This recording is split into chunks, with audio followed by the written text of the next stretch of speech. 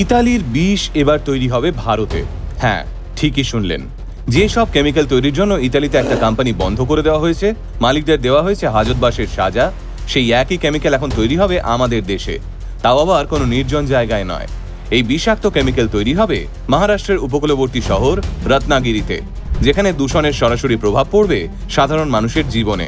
বিশেষজ্ঞদের মতে এর ফলে ক্যান্সার সহ গুরুতর রোগের ঝুঁকি অনেকটাই বেড়ে যেতে পারে। কিন্তু এখন প্রশ্ন হলো, এই সবকিছু ভারতে সম্ভব হচ্ছে কি করে?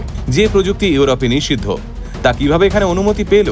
আর কেনই বা পুরো বিষয়টা নিয়ে কোনো প্রশ্ন তুলতে পারছে না সুপ্রিম কোর্ট? তাহলে চলুন আজকের এই ভিডিওতে আমরা জেনে নিই এই বিষাক্ত কারখানার পিছনের গল্প, আইনি ফাঁকফোকর এবং ভয়াবহ পরিণতি সম্পর্কে বিস্তারিত। ইতালির ভিসেঞ্জা শহরে বছর কয়েক আগে মাথাচাড়া দিয়ে উঠেছিল একটা রাসায়নিক কারখানা। এই কারখানাটার নাম ছিল মিটেনি। প্রথম দিকে ঠিকঠাক চললেও 2015 সালের পর থেকে এই কারখানার বিরুদ্ধে অভিযোগ উঠতে শুরু করে। এই কারখানার আশপাশের এলাকায় মানুষের মধ্যে নানা রকমের রোগ দেখা দিতে থাকে। ক্যান্সার, লিভারের সমস্যা, কিডনির অসুখ এবং হরমোনাল গোলমাল।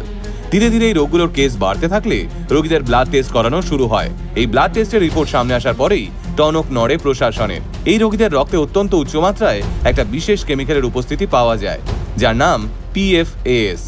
কিন্তু আসলে এই PFAS কি? PFAS বা পার অ্যান্ড পলিফ্লুরো অ্যালকাইল সাবস্ট্যান্সেস।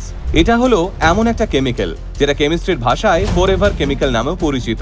1940 সাল থেকে এই সিনথেটিক কেমিক্যাল ব্যবহার হয়ে আসছে তাপ, তেল, জল এবং দাগ প্রতিরোধী জিনিসপত্র তৈরি করতে। এই কেমিক্যালগুলো একবার তৈরি হলে সেগুলোকে আর নষ্ট করা যায় না।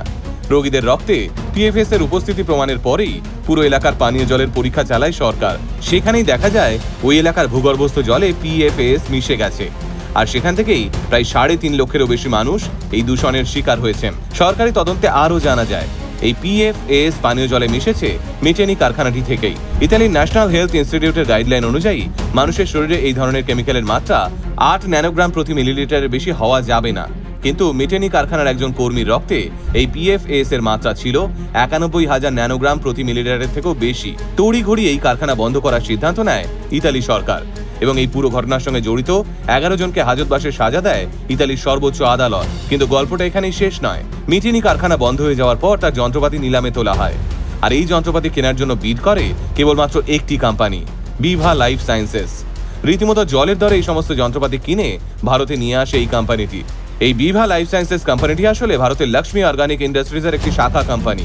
এই লক্ষ্মী অর্গানিক ইন্ডাস্ট্রিজের প্রেসিডেন্ট হর্ষবর্ধন গোয়েঙ্কা এর আগে লক্ষ্মী অর্গানিক ইতালির একটি বোর্ড মেম্বার ছিলেন। ইতালি সরকার যখন মিটেনিকে বন্ধ করার সিদ্ধান্ত নেয়, তখন এই হর্ষবর্ধন গোয়েঙ্কাই বলেছিলেন মিটেনি নাকি ইউরোপিয়ান স্ট্যান্ডার্ড মেনে সমস্ত কাজ করছিল। 2023 সালে মিটেনি কারখানার সমস্ত যন্ত্রপাতি জাহাজে করে মুম্বাই বন্দরে আসে এবং সেখান থেকেই মহারাষ্ট্রের রত্নাগিরি জেলার লোটে পরশুরাম শিল্পাঞ্চলে নিয়ে যাওয়া হয়। সবকিছু ঠিকঠাক চললে এবছর থেকে এই কারখানায় শুরু হতে পারে উৎপাদন। কিন্তু ভারতের সাধারণ মানুষের জন্য এটা একেবারেই ভালো খবর নয়। লোটে পরশুরাম শিল্পাঞ্চল এমনিতেই পরিবেশের দিক থেকে খুব সংবেদনশীল এলাকা। বহুদিন ধরে স্থানীয় মানুষ এখানে দূষণের অভিযোগ করে আসছেন। এখানে একটি বর্জ্য শোধনাগার আছে, কিন্তু গ্রামবাসীদের দাবি অনেক সময় সেটা ঠিকমতো কাজ করে না। তখন ফ্যাক্টরির বিষাক্ত জল সরাসরি নদীতে গিয়ে পড়ে।